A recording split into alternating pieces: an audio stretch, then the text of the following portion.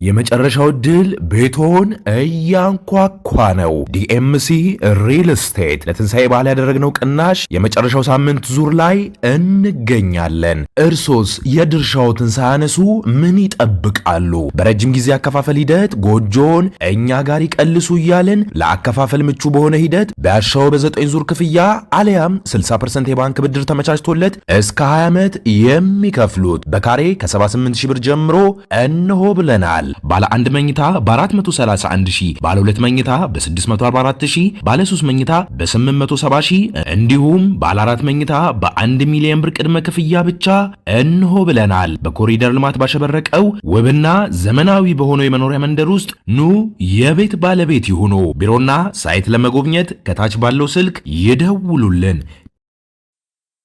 ሰላም ጤና ይስጥልኝ ክቡራትና ክቡራን በመላው ዓለም የምትገኙ የአዲስ ምንጭ ሚዲያ አድማጭ ተመልካቾቻችን እንዴት ውላችኋል? እንዴት አምሽታችኋል? በያላችሁበት የከበረ ሰላምታችን ይድረሳችሁ። ዕለቱ እንግዲህ ግንቦት 1 ቀን 2017 ነው። አሁን የደረሱንን ሰበር መረጃዎች እንዲሁም በተለይ ጽንፈኛው ቡድን እንደተለመደው እርስ በርሱ ሲተረማመስ የተጠለፈ አንድ የስልክ ምልልስና የዕለቱን አበይት መረጃዎች ይዤላችሁ መጥቻለሁ። ከመረጃዎቹ ጋር አብሬያችሁ ቆይታ የማደርገው የእናንተው ውብሸት ታዬ ነኝ። በእናንተ በኩል የሚጠበቀው ደግሞ እንደተለመደው ላይክ እና ሼር ያደረጋችሁ እንድታበረታቱን በዚያውም ተደራሽነታችንን ከፍ እንድታደርጉት በታላቅ አክብሮት እንጠይቃለን። የምናስቀድመው የተጠለፈውን የስልክ ምልልስ ነው። ከዛ በማስከተል ደግሞ ሰበር መረጃዎቻችን ይቀጥላሉ። አብራችሁን ቆዩ። ሄሎ ወይ ሰላም ነው? ደህና ነው ወይ? አለሁ በመስገን። እንዴት ናችሁ? ምን ዛሬ የላችሁም ስራ? ማለ አልቆምም አለኝ። አሁን ጠይቄው አይ ጥሩ፣ እስኪ ዞሮ በሰፊ ለማውራት እናመቻቻለን። እንትን አድርጉ የሆነ ያሉ ነገሮችን እስካሁን ድረስ የተነሱ ነገሮችን ውልድ ነገር እንዲፈጠር ማድረግ ነው፣ ማጠናከር ነው የሚጠበቅ። ሌላ አማራጭ የለም። አይ ልክ በዛ ልክ ነው። በነገራችን ላይ ኖርማል አትሊስት የመጨረሻ አንድነት እንፈልገዋለን። ክፍለ ጦር ድረስ ግን ማወያየት አለብን። ዝም ብሎ እንትን የሚል አይደለም ምናምን ብለን ነው እንትኖችንም ለማለት ሞከር ነው። መጨረሻ እንትን አድርጉ። አንደኛ ይሄ ድርሻ የሚባለው ቋንቋ ታሳቢ አድርግ የሚል እንትን አንሱ። ያን እኮ አነሳነ በቃ እኩል ነን አለ ሁሉ ሁላ ያን እንደዛ ስትለው ሁሉ ነው የሚረባረበው። ሁላችንም እኩል ድርጅቶች ነን፣ እኩል ነው ኃላፊነት የተጣለብን። አይ እኩል ማለት እኩልም አይደለም። እኩል ነንማ ብላችሁ እንትን አትበሉ እናንተ። እነሱ በቃ ማለት ነገሮች አሁን መሰለህ ኦልሬዲ ራሳቸው ሲወጣው ስለሆነ በዚህ እንትን ማድረግ ነው የሚሻል። አዎ ግን ኦልሞስት አዛው እርስ በርስ አዛው የመሸመጋገል አይነት ነገር ነው ያለው። አሁን ወደኛ አይደለም ብዙ ነገር እየመጣ ያለው። አዛው ዝም ብሎ ይሄ ሰብሳቢዎች አዛው ያሉት ዋናዎቹ የሆነ ማለት መሸመጋገል የሚመስል ነገር አለ መሰለኝ። እስኪ እንያቸው እንትኑ አሁን ያነሳው ለምን መሰለህ ድርሻ የመከፋፈል የሚባለው ነገር ዞሮ እንደዛ ከሆነ አትሊስት ትናንት እስከ ትናንት ድረስ ያለው እስከ ማታ ድረስ የሰራው ነገር ማይቀየር ከሆነ ይሄ ጦር ምናምን የሚባለውን ጨምሮ ዋናውን ጨምሮ ዋና የሚባሉት ላይ የግድ ጠበቅ ያለ አቋም መያዝ ነው ያለብን። እና በነገራችን ላይ እንደዛ ከሆነ አደጋ ይኖሩ ምልህ ወይም ይሆን እንደዛ ካልተገለበጠ የሚገለበጥ ከሆነ ይገለበጥ፣ ማይገለበጥ ከሆነ ግን ወይ ደግሞ እንደዛ አማራጭ ስራ ከተባለም በኃይልና በመሳሪያ ምናምን ትሄዳለህ። ከዛ ዋና የሚባሉ ቦታዎችን ትጠይቃለህ ማለት አየህ።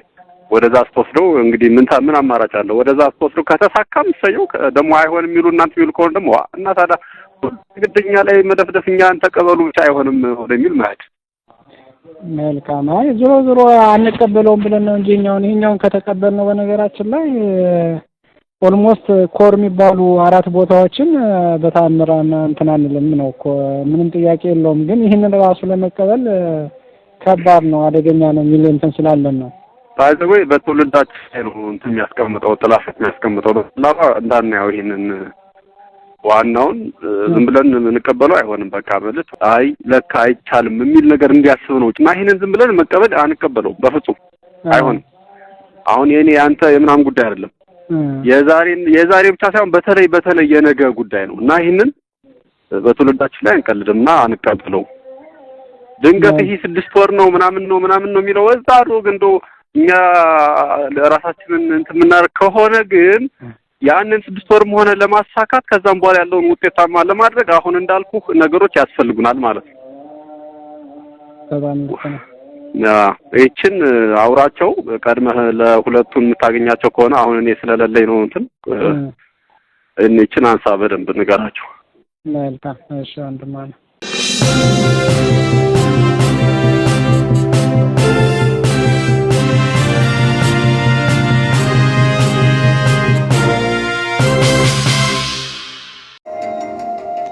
በዳሎል ማዕከላዊ ዜጋ ሻኮር አይበገሬ ክፍለ ጦር የሰላም አማራጭን ወደ ጎን በመተው ለዘረፋና ህዝብን ለማሸበር በተንቀሳቀሱ የኦነግ ሸኔ አሸባሪ ቡድን አባላት ላይ በወሰደው የማያዳግም እርምጃ የጥፋት ኃይሉ መደምሰሱን አስታውቋል።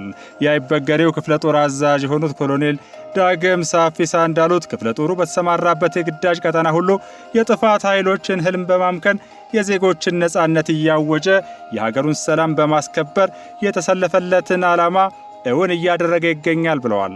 አይበገሬዎቹ በሽብር ቡድኑ ላይ ከሰሞኑ በወሰዱት እርምጃ በርካታ የነፍስ ወከፍ መሳሪያዎች የተማረኩ ሲሆን አብዛኛው የቡድኑ ኃይል መደምሰሱንም አዛዡ አክለው ገልጸዋል። መንግስትና ህዝብ በተደጋጋሚ ያቀረበላቸውን የሰላም ጥሪ በመግፋት ንጹሃንን ሲገድሉ የህዝብን ነጻነት ሲነሱ በኖሩ ኃይሎች ላይ በምንወስደው እርምጃ ሰላማችንን በክንዳችን እውን እያደረግነው ነው ያሉት ከፍተኛ መኮንኑ የውጭም ሆነ የውስጥ ጸረ ሰላም ኃይል የህዝባችንን ነጻነት እንዲገፍና የሀገራችንን ሰላም እንዲያደፈርስ ከቶንም አንፈቅድም ሲሉ በአጽንኦት ተናግረዋል። በአይበገሬው ክፍለ ጦር የይቻላል ሬጅመንት አዛዥ ሻምበል ምስጋናው ቶሌ በበኩላቸው በምናገኘው ድል ሳንቆም ከምንወጣቸው ግዳጆች መልካም ልምድና ተሞክሮችን በመቅሰም በቀጣይ ለበለጠ ድል እንሰራለን ብለዋል። አይበገሬው ክፍለ ጦር ከዚህ ቀደም በኦነግ ሸኔ አሸባሪ ቡድን ላይ በወሰደው እርምጃ የጠላትን የቡድን መሳሪያዎች ጨምሮ በመማረክ ከፍተኛ ሰብአዊና ቁሳዊ ኪሳራ አድርሶ እንደ ስሙ አይበገሬነቱን በተግባር ያስመሰከረ ጠንካራ የጦር ክፍል መሆኑንም ገልጸዋል። ከጎጃም አዴት ያገኘነው ሰበር መረጃ ደግሞ የጽንፈኛው መሪ ከነጀሌዎቹ መደምሰሳቸውን ያረጋግጣል። በጎጃም የተሰማራው ክፍለ ጦር በጽንፈኛው ላይ በወሰደው እርምጃ የጭስ አባይ ብርጌድ አዛዥ ብሎ ራሱን የሚጠራው መሪ ጨምሮ አባላቱን ደምስሷል። የክፍለ ጦሩ ውጊያ ድጋፍ አገልግሎት ሌተናል ኮሎኔል ንጉሱ ደገፋ በአዴት ዙሪያ አብክና እና አጊታ በሚባሉ ቦታዎች ክፍለ ጦሩ በወሰደው የተቀናጀ እርምጃ ምህረት መንጌ የተባለ የጭስ አባይ ብርጌድ አመራር ከናጃቢዎቹ ከጥቅም ውጭ ሆኗል ብለዋል። በተጨማሪም የአዴት ዙሪያ የአንሙት ብርጌድ ሁለተኛ ሻለቃ ሻምበል አመራር እያያ ክንዴና ሌሎች 5 አመራሮችም ጭምር መደምሰሳቸው ተገልጿል። ክፍለ ጦሩ ባደረገው ዘመቻ መሳሪያ፣ ተተኳሽና ሌሎች ንብረቶች በቁጥጥር ስር ውለዋል። ይህ በእንዲህ እንዳለ የክልሉ ነዋሪ በጽንፈኛ ቡድኑ ድርጊት በመማረር በቃ እያለ ይገኛል። ቀጣዩን አጭር መረጃ ተከታትለን እንመለስ። ካልሰራን ረሃብ ይገባል። የተማረ ትውልድ ምን እናጣ ነው? እኛ አሁን ትልቁ ግራ የገባን መንግስት ራሱን በደንብ ተመልክቷል። ይሄ የሰላሙን መንገድ መጠንሰስ የሚችለው የሰላሙን መንገድ ማንጣት የሚችለው መንግስት ራሱ ነው። እነኚህን ለማብረድ እነኚህን ለመመለስ ይህን ህዝብ መሰብሰባችሁ ደህና ነው። እየሞተ እየተጸጸተ አሁን ትክክለኛ መንግስታትም የክልሉ መንግስት ወረዳው ሁሉም አውቆታል፣ ስህተት መሆኑን አውቋል። ካወቀ በኋላ መንግስት ማሪ ነው፣ ይማራሉ። እነኛም የት ይሄዳሉ? ከኢትዮጵያ ምድር ክልል ውጭ ወጥተው አይሄዱ እና እንደዚህ እየተመካከሩ ትልቁ ነገር መሪ ተመሪ መሪን ይመስላል ይባላል።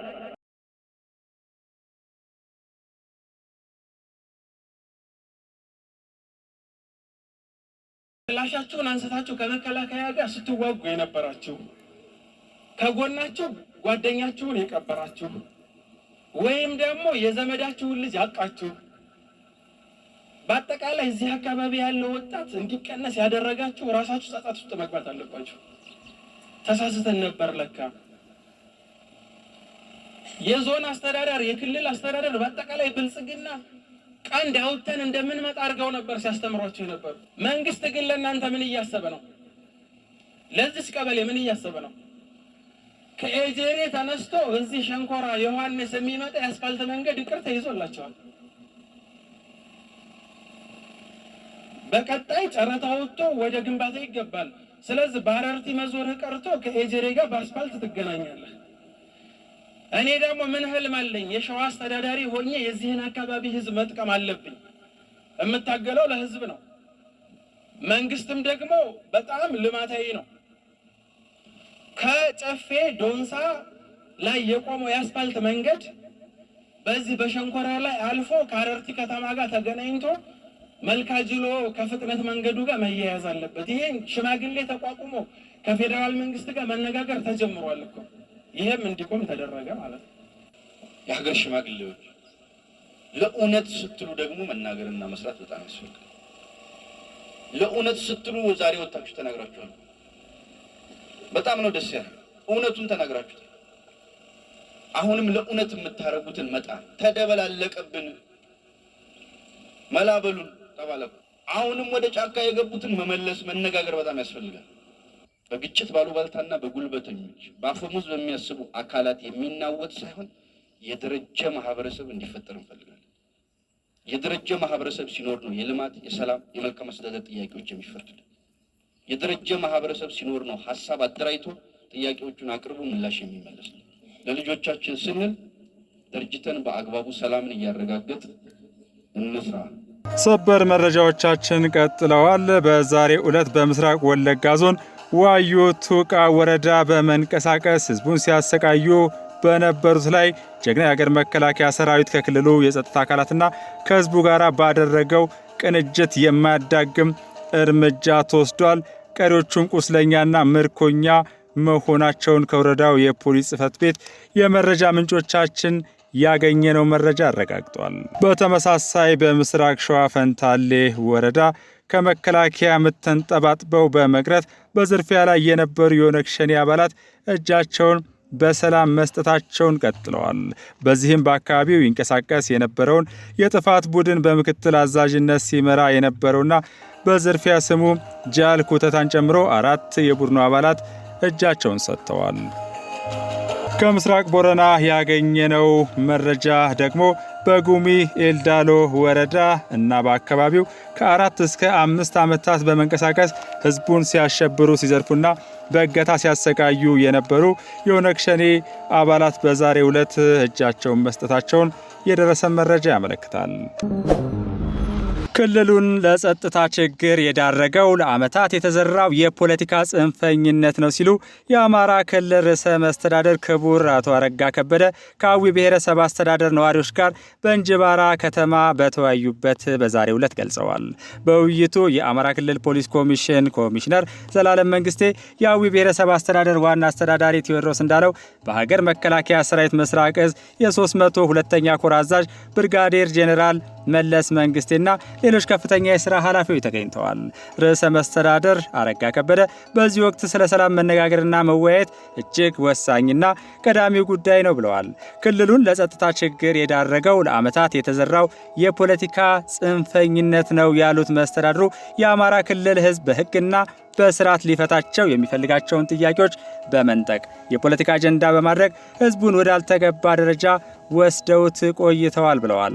በሀገር ግንባታ ታሪክ ትልቅ አስተዋጽኦ ያለውንና የህዝቦችን አንድነት አብዝቶ የሚፈልገውን የአማራ ክልል ህዝብ ወዳልተገባ አስተሳሰብ እንዲገባ በእጅጉ ሰርተዋልም ብለዋል። በጽንፈኞች የተፈጠረው ችግር በኢትዮጵያዊነቱ ለሚታወቅ ህዝብ የማይመጥን መሆኑን ገልጸው የአማራ ክልል ህዝብ የገጠመው ችግር የሚፈታ ሆኖ ሳለ በጽንፈኞች ቅስቀሳ ላልተገባ ችግር ተጋልጦ ቆይተዋል ብለዋል።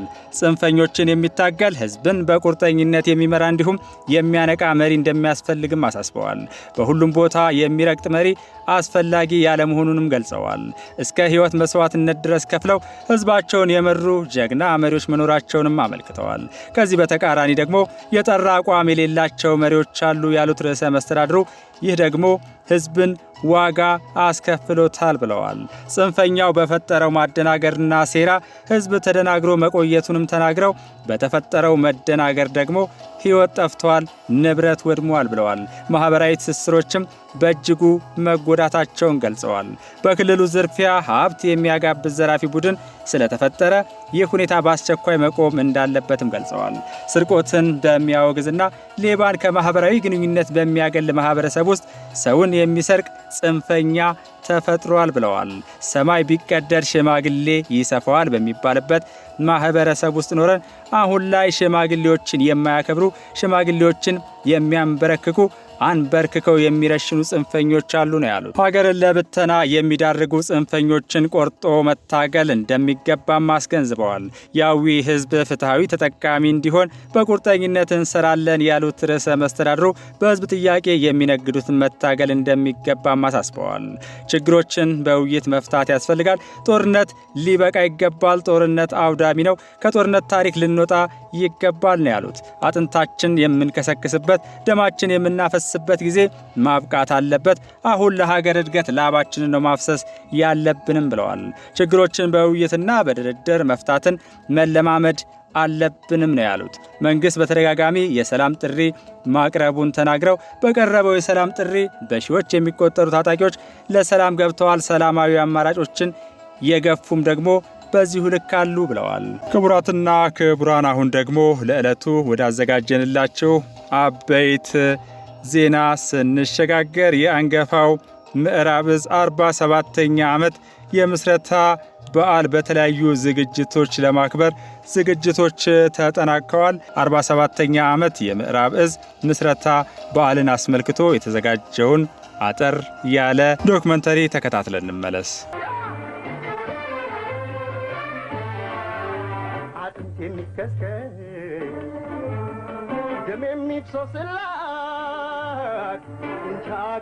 ምዕራብ ዕዝ ፈተናን በፈተኑት ትንታግ ልጆቹ እየተመካ የኢትዮጵያን ሉዓላዊነት ለማረጋገጥ የትላንቱ ሳይረሳ የአሁኑ እያደረጀ ነገን በብሩህ ተስፋ በመመልከት የሕዝብ ልጅነቱን እያስመሰከረ መጓዙን ቀጥሏል። አላችሁ የምዕራብ ዕዝ ጀግናው አሃድ ኦፊሰሮችና አባላት በሙሉ እንኳን አደረሳችሁ፣ እንኳን አደረሰን ማለት ፈልጋለሁ። እውነት ለመናገር ምዕራብ ዕዝ ከራስ በላይ ለህዝብ የሚል ነው። ከራስ በላይ ሉዓላዊነት የሚል ነው።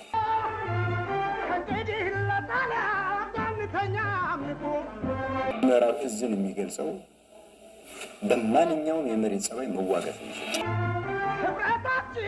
የችግር ቀን ደራሽ ፈርጣማ የሀገር ክንድ መሆኑን ያስመሰክር ብርቱ የጦር ክፍል ነው ማለት ይቻላል።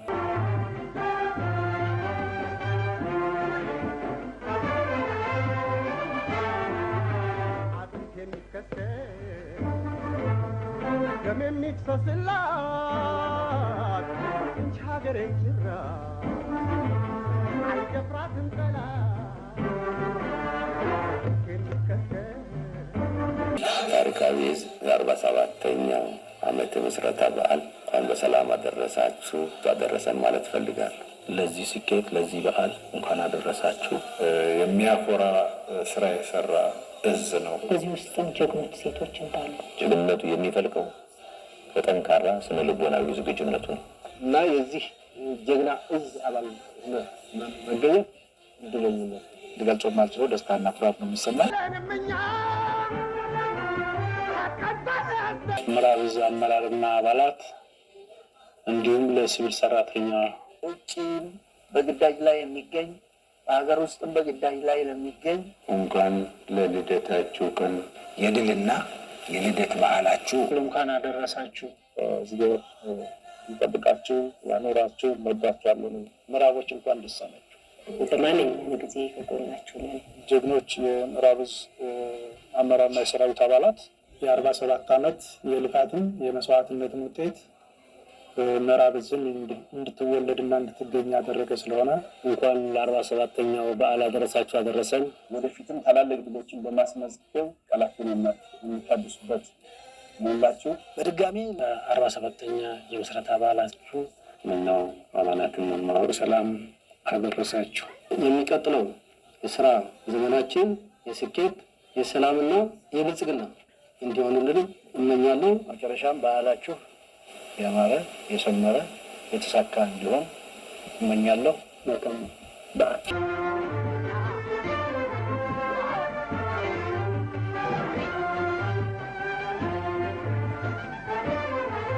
ለመላው የምዕራብ ዕዝ አመራርና አባላት እንኳን ለ47ኛ ዓመት ምስረታ ክብረ በዓል እንኳን በሰላም አደረሳችሁ አደረሰ።